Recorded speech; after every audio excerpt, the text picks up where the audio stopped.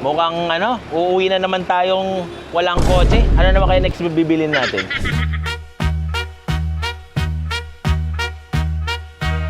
So right now guys, balik na naman tayo sa Pilipinas and sabi nga nila, pag nasa bakasyon, dapat may transaction. Let's go. Kaya ako na late kasi hinintay ko yung kotse. Pina-car wash po nila yung kotse. Ha, hintayin lang natin boss, hintayin lang natin. From Cebu to Bacolod to Iloilo, dala-dala namin siya eh. So for me, parang... Ako kung ano yung tumirig eh. Yung walang 100. Yung 100 sir, yung 100. Pero ang usually ano talaga po, ang mga collectors talaga is 180.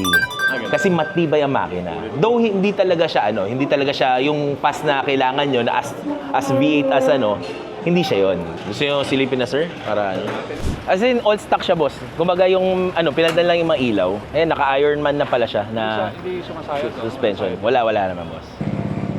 Wala napansin sa makina. Wala boss. Isipin mo, inikot namin ng So, for me, tested na yung niya talaga, makina niya. Test drive natin boss, pwede naman. Para Pare, okay na to. Sangada ko. Pero, patatawarin mo ako. Boss, wala tayong kasalanan. Para magpatawad. Ikaw boss, may kind offer para... Nahiya ako eh. Actually, lang boss kukuha nga lang sana ako pang lang doon, yung pang gasolina, parang gano'n. Balikan na natin yung kape natin para baka mas malalong uminit pa. Sarado na lang, 3. Sige boss, para mabilis na ang usapan lang, di ba? Done deal. Okay, done deal. Iba palang kape ng Starbucks, nakaka-deal.